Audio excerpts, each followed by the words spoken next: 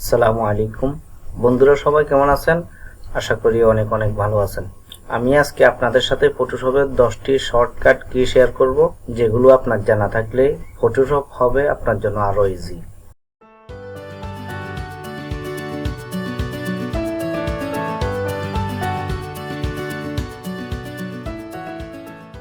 আমরা যখন ফটোশপে একটা ফটো নিয়ে কাজ করতে যাই, প্রথমে এই লেয়ারটি কিন্তু লক করা থাকে।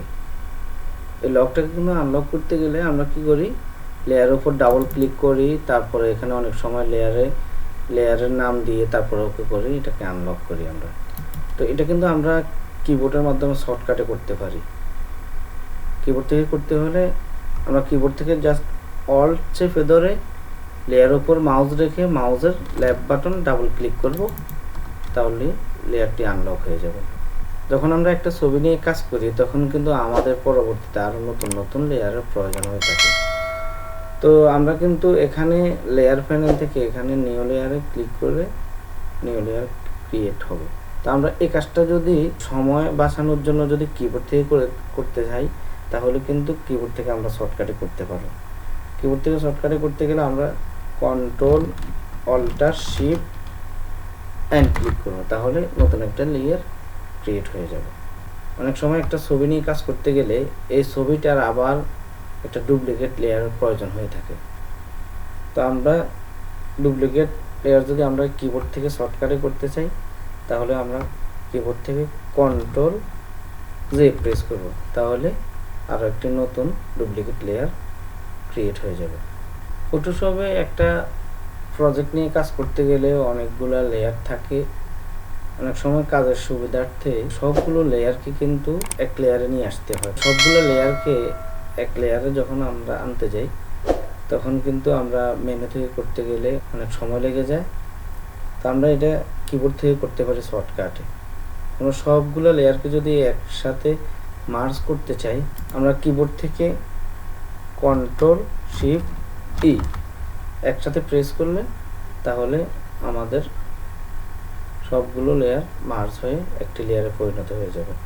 আবার আমরা চাইলে কিন্তু যতগুলো লেয়ার আছে এখানে, আমরা যদি চাই যে সবগুলো লেয়ার আলাদা আলাদা থাকবে এবং সব মিলিয়ে একটি লেয়ার হবে, উপরে একটি লেয়ার হবে, একটা নিউ লেয়ার নিয়ে রাখবেন। ওখানে আপনি চাইলে সবগুলো লেয়ার মিলে একটি লেয়ার হবে, আবার লেয়ারগুলো আলাদা আলাদা থাকবে। তো এটা যদি আমরা কিবোর্ড থেকে করতে যাই শর্টকাটে, তাহলে আমরা কিবোর্ড থেকে control alt shift E press করব, তাহলে আমাদের কিন্তু এই সব মিলিয়ে একটি লেয়ার হয়েছে, আবার এই লেয়ারগুলো কিন্তু আলাদা আলাদা রয়ে গেছে। আমরা কাজের সুবিধার্থে অনেক সময় ছবিকে জুম করে কাজ করে থাকি। যখন আমরা জুম করি আমাদের কিন্তু কাজ করার জন্য সুবিধা হয়, কিন্তু এই যে আমাদের বাম সাইডে আছে টুল প্যানেল, ডাইন সাইডে মেনুগুলো থাকার কারণে আমাদের কিন্তু কাজে অসুবিধা হয়। তো আমরা যদি কিবোর্ড থেকে ট্যাব প্রেস করি, তাহলে কিন্তু সবগুলো অপশন হাইড হয়ে যাবে। আমরা কিন্তু এখন অনায়াসে কাজ করতে পারবো। একটা কথা হচ্ছে, কাজ করতে গেলে কিন্তু আমাদের টুল প্যানেলটি প্রয়োজন হয়। আমরা আবার ট্যাব প্রেস করব, ট্যাব প্রেস করলে আবার সবগুলো চলে আসবে।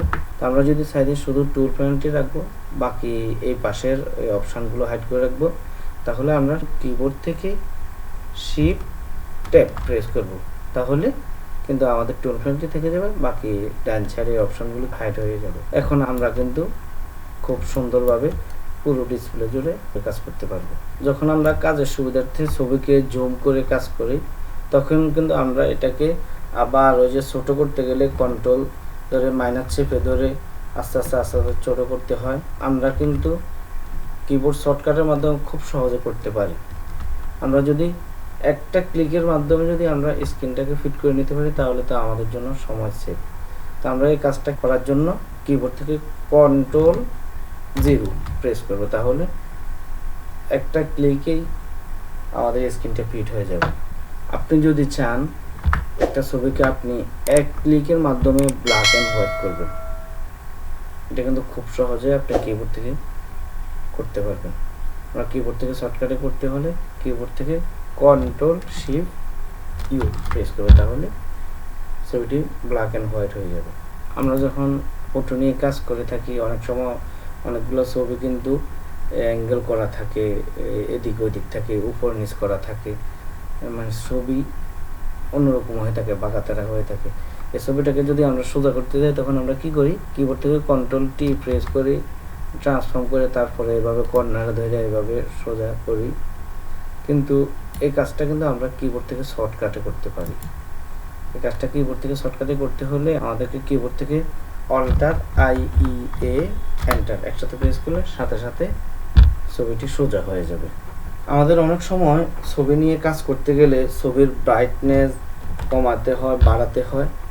তো আমরা কি করি, এর কার্ভ অপশন থেকে আমরা কিন্তু এই যে ব্রাইটনেস কমাই বাড়াই, তখন অনেক সময় দেখা যায় কি ছবি একদম ডিসকালার হয়ে যায়।